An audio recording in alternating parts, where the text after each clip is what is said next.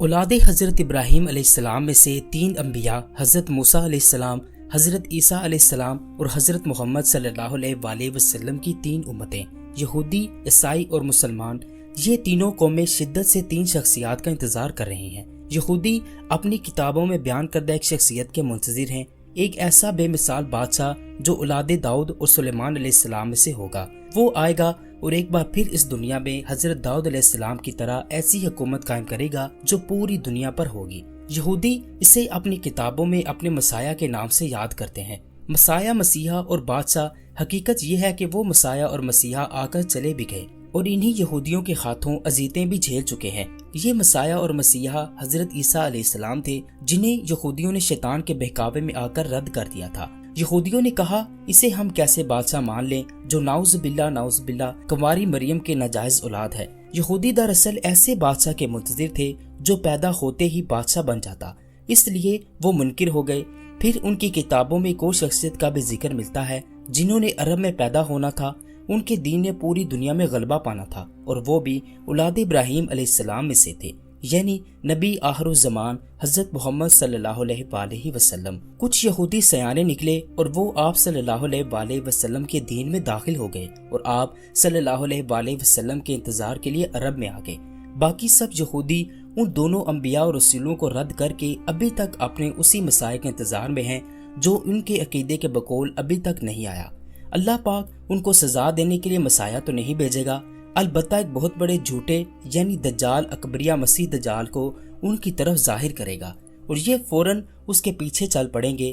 وہ اپنی قوت، جھوٹ اور طاقت سے یہودیوں کو یقین دلانے میں کامیاب ہو جائے گا کہ وہی ان کی نجات کے لیے ہے۔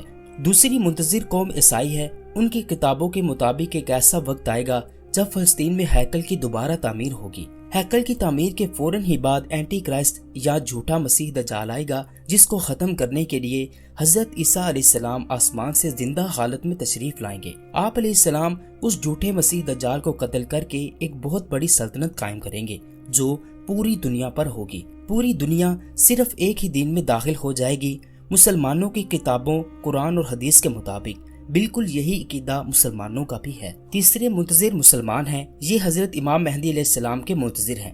مسلمانوں کے مطابق ایک ایسا وقت جب مسلمانوں کی ذلت، تباہی اور بربادی اخیر تک پہنچ چکی ہوگی، ان سب کے درمیان حضرت امام مہدی تشریف لائیں گے جن کی وجہ سے مسلمان امت اکٹھی ہو جائے گی۔ مسلمان پوری دنیا میں حضرت امام مہدی علیہ السلام کی قیادت میں ایک زبردست ریاست کی بنیاد رکھیں گے۔ ایک بہت بڑی جنگ کا آغاز ہوگا۔ حضرت امام مہدی علیہ السلام کفر کی طاقتوں کے خلاف ایک بہت بڑی جنگ لڑیں گے۔ ایک بہت بڑی جنگ کا آغاز ہوگا جس میں کفار اور مسلمانوں کی بہت زیادہ تباہی ہوگی۔ اس جنگ میں انتہا درجے کی تباہی دیکھنے کو ملے گی۔ اس جنگ میں اس کرۂ ارض کی 75% آبادی ختم ہو جائے گی۔ دنیا بھر میں ہر طرف انسانی لاشوں کے ڈھیر پڑے ہوں گے، لیکن آخرکار مسلمان وہ جنگ جیت جائیں گے۔ مسلمان ابھی فتح کا جشن منا رہے ہوں گے کہ اچانک دجال کی آمد کا شور اٹھے گا۔ دجال کا فتنہ سر چڑھ کر بولے گا۔ حضرت امام مہدی علیہ السلام جو کہ پہلے ہی بہت بڑی جنگ جیت چکے ہوں گے، وہ بھی اس بار دجال کی طاقت کے سامنے بے بس ہو جائیں گے۔ دجال پوری دنیا میں تباہی و بربادی پھیلا دے گا۔ ایسے میں جب ایک بار پھر اہل اسلام پر بدترین وقت آئے گا جس میں بہت بڑی تعداد میں مسلمان شہید ہوں گے، تب حضرت امام مہدی علیہ السلام اللہ تعالیٰ سے مدد کی دعا کریں گے۔ اس وقت حضرت عیسیٰ علیہ السلام دنیا میں تشریف لائیں گے اور دجال کا خاتمہ کریں گے۔ دجال کے ساتھ ساتھ یہودیت بھی انجام کو پہنچے گی۔ دنیا میں ایک بھی یہودی زندہ نہ بچے گا۔ آگے بڑھنے سے پہلے اس جنگ کی بات کرتے ہیں جس کی تیاریاں عروج پر ہیں۔ انبیاء کی 2 قومیں تو مکمل تیاری کر چکی ہیں، یعنی یہودی اور عیسائی۔ ان کے علاوہ تیسری وہ طاقتیں بھی مکمل طور پر تیار ہیں جن کا تعلق کسی نبی سے نہیں ہے، یعنی روس، چین، انڈیا، جاپان وغیرہ۔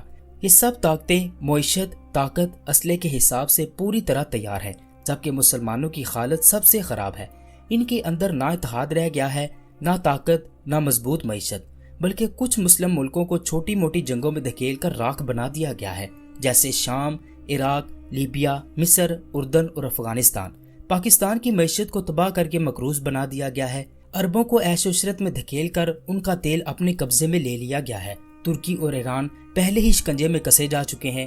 ایسے میں جنگ کے لیے مکمل صف بندی ہو چکی ہے، بس جنگ کے لیے تیلی سلگنے کی دیر ہے۔ لیکن اس سے پہلے ایک اور بڑی جنگ ہوگی جسے غزوہ ہند کہا جاتا ہے، کفار کی طرف سے شروع کی جائے گی۔